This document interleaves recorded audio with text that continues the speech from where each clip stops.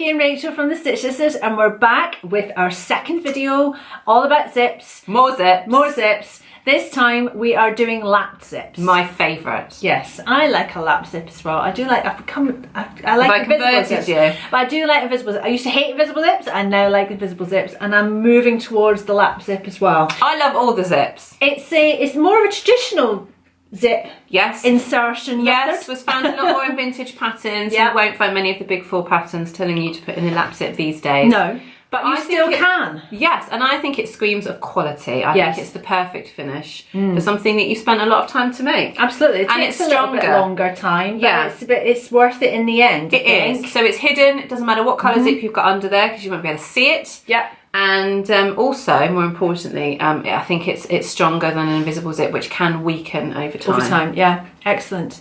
So, without further ado, I'll hand you over to my lovely partner in crime, and she's going to show you how to do it. Let's do it. So for a lap zip, there are a few things that are different to our invisible zip tutorial. One of them is that the centre back seam or the side seam, the rest of the seam that the zip is going into, should be sewn, and it's just your opening that you leave open. The other thing is that the seam allowances are pressed slightly differently. So the way I like to remember it is looking at it as the skirt is finished, the left portion, so looking at it from the right side, the left portion is the one that is going to have the lap. Left lap L. That's the way to remember it. The other way you can remember it is that when you actually stitch the stitches, it will form a letter L. So left, lap, and the stitches themselves are all on the left side. So this is the side where we need to press at our standard 5/8 seam allowance. The other side, which is the right side when you're looking at it from the right side, or the left side if you're looking at it from the underside, needs to be pressed under just slightly less. So this one I've pressed at 5/8 of an inch, and this one I've pressed at 4/8 or half an inch. That's just to allow it to sit slightly under the lap, and that's what helps you to hide the stitches. Once you've got that pressed, the other things that you'll need are a standard zip, so not an invisible zip, just a standard zip, and you'll need a zipper foot. Now, you can get different types of zipper foot, but I prefer the skinny ones because they allow you to sew so much closer to the teeth. If I compare it to a standard zipper foot, then this bulky bit at the back is going to prevent me from being able to sew right up close to here. But on this one, because it's so much skinnier, I can get much closer to the teeth without the back getting in the way.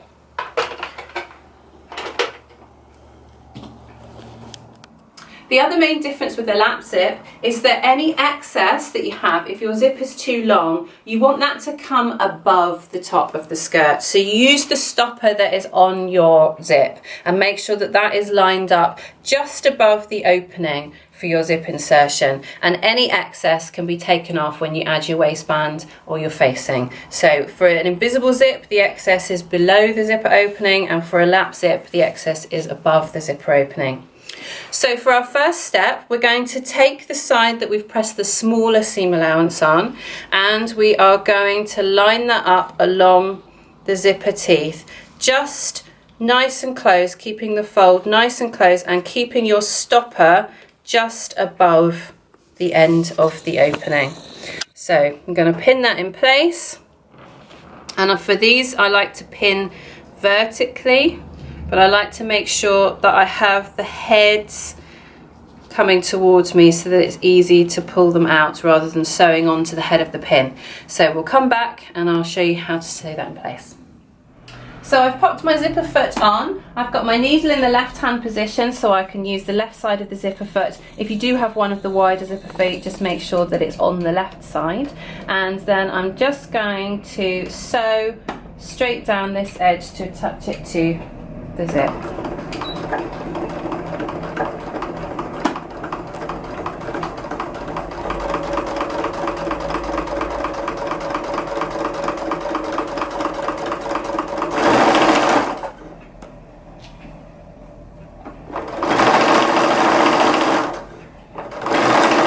And just end in a little reverse when you get to the zipper stop.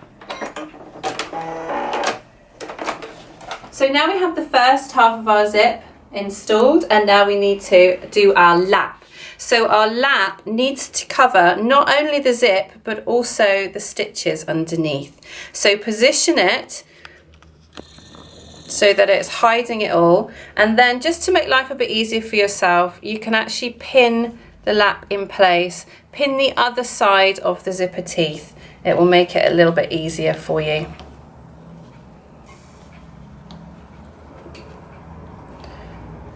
And if you can't see your zip or your stitches when it's pinned in place, then you know that you've done it right.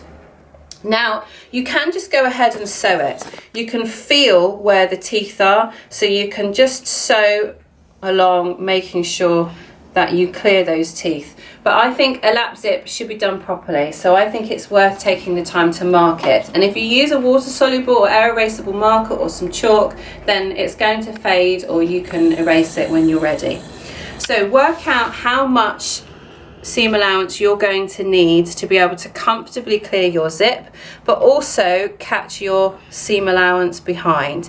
So I'm going to, just to make it easier for you to see, I'm going to go for a 1/2 inch seam allowance. So I'm just going to draw that in place. There we go.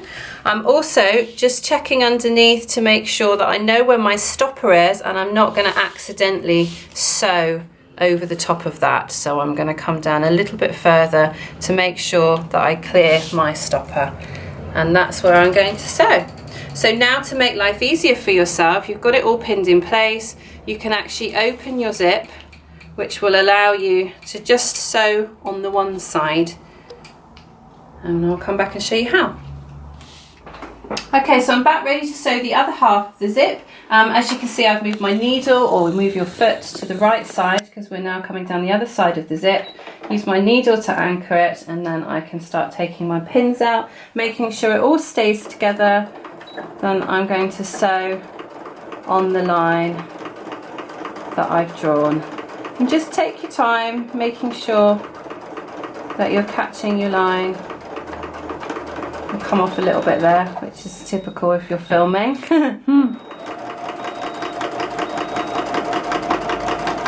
And then when you get close to the bottom, as you would with any other zip, just make sure the needle's down, lift your foot, and then just pull your zipper pull out of the way so that you can easily continue down the rest of the zip.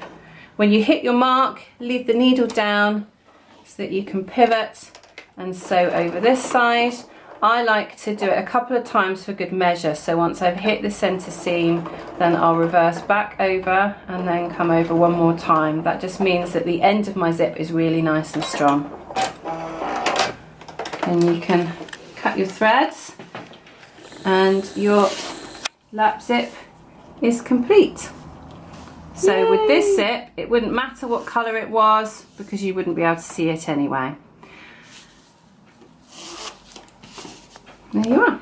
That was all right, wasn't it? I Not too scary? Lap zips all the way now. We're going to be back next time with doing a zip with a facing, which is something that we all need to do as well. Yes, so we will show you how to use a facing in conjunction with an invisible zip. Lovely. See you next time. Bye.